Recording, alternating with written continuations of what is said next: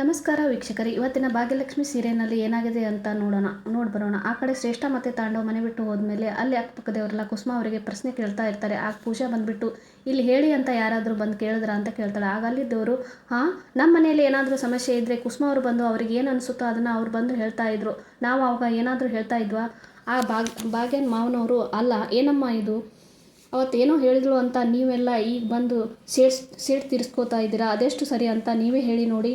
ಕುಸುಮನಿಂದ ನಿಮ್ಗೇನಾದರೂ ಬೇಜಾರಾಗಿದ್ದರೆ ಅವ್ರ ಪರವಾಗಿ ನಾನು ನಿಮ್ಮನ್ನು ಕ್ಷಮೆ ಕೇಳ್ತೀನಿ ಅಂತ ಕೈ ಮುಗಿತಾರೆ. ಆಗ ಕುಸುಮ ಅವರು ಏನ್ರಿ ಆಗಿದೆ ನಿಮಗೆ, ನೀವು ಯಾಕೆ ಕ್ಷಮೆ ಕೇಳ್ತಾ ಇದ್ದೀರಾ? ತಪ್ಪು ಮಾಡಿದರೂ ಅವರು ಕ್ಷಮೆ ಅವ್ರು ಕೇಳಬೇಕು, ನೀವು ಅವರನ್ನು ಕ್ಷಮೆ ಕೇಳುವುದಲ್ಲ. ಆಗ ಅಲ್ಲಿದ್ದವರು ನಾವು ಏನು ತಪ್ಪು ಮಾಡಿದ್ದೀವಿ ಕುಸುಮ ಅವರೇ, ತಪ್ಪು ಮಾಡಿದ್ದು ನೀವು ಅಂತ ಹೇಳ್ತಾ ಇದ್ವಿ, ಅದಕ್ಕೆ ನಮ್ಮ ಮೇಲೆ ಯಾಕೆ ಎರೆಗಾಡ್ತಾ ಇದ್ದೀರಾ? ಅಲ್ಲಿದ್ದ ಮತ್ತೊಬ್ಬರು ಅದು ಹಾಗೇ ಅಲ್ವೇನ್ರಿ, ಇದ್ದಂಗೆ ಹೇಳಿದರೆ ಎದ್ದು ಬಂದು ಎದೆಗೆ ಒದ್ರಂತೆ. ಆ ತರಹ ಇವರು ಏನೇ ಹೇಳಿ ಕುಸುಮ ಅವರೇ, ನಿಮ್ಮ ಮಗ ಸೊಸೆನ ದೂರ ಮಾಡಿದ್ದು ತಪ್ಪು, ಮಗು ಸೊಸೆನ ದೂರ ಮಾಡಿದ್ದು ತಪ್ಪು.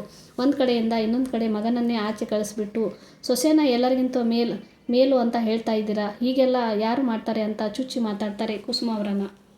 ಆಗ ಹಿಂದಿನಿಂದ ಭಾಗ್ಯ ಹೇಳ್ತಾಳೆ, ನಮ್ಮ ಅತ್ತೆ ಮಾಡ್ತಾರೆ, ನೀವುಗಳೆಲ್ಲ ಹೇಳಿದನೆಲ್ಲ ನನ್ನ ಅತ್ತೆ ಮಾಡ್ತಾರೆ, ಅವ್ರ ನಿರ್ಧಾರ ತಗೊಂಡಾಗಿದೆ. ನನ್ನ ಸೊಸೆ ಜೊತೆ ನಾನು ಯಾವಾಗಲೂ ನಿಂತಿರ್ತೀನಿ ಅಂತ ಹೇಳೂ ಆಗಿದೆ. ಇದ್ರ ಬಗ್ಗೆ ಇನ್ನು ಚರ್ಚೆ ಮಾಡೋದು ನನಗೆ ಇಷ್ಟ ಇಲ್ಲ.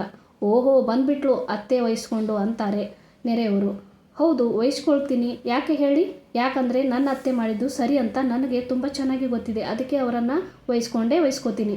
ಅವ್ರು ಏನೇ ನಿರ್ಧಾರ ತಗೊಂಡ್ರು ಅದರ ಪರವಾಗಿ ನಾನು ನಿಂತಿರ್ತೀನಿ. ನಾನು ಹೇಳೋದು ಎಲ್ಲರಿಗೂ ತುಂಬ ಚೆನ್ನಾಗಿ ಅರ್ಥ ಆಗಿದೆ ಅಂತ ಸಮಾಧಾನವಾಗಿ ಹೇಳ್ತಿದ್ದೀನಿ ಕೇಳಿ. ಇದು ನನ್ನ ಮನೆ ವಿಷಯ, ಇದರಲ್ಲಿ ಮೂರನೇವರು ಬಂದುಬಿಟ್ಟು ಹಾಗೆ ಮಾಡ್ಬೋದಿತ್ತು ಹೀಗೆ ಮಾಡ್ಬೋದಿತ್ತು ಅಂತ ಹೇಳೋದು ನನಗೆ ಇಷ್ಟ ಆಗೋದಿಲ್ಲ.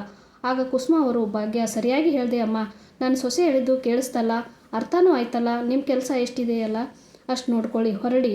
ಆಗ ಅವರೆಲ್ಲ ಹೊರಟು ಹೋಗ್ತಾರೆ. ಈ ಥರ ನಮ್ಮ ಭಾಗ್ಯ ಅತ್ತೆ ಪರ ಮಾತು ಆಡ್ತಾರೆ.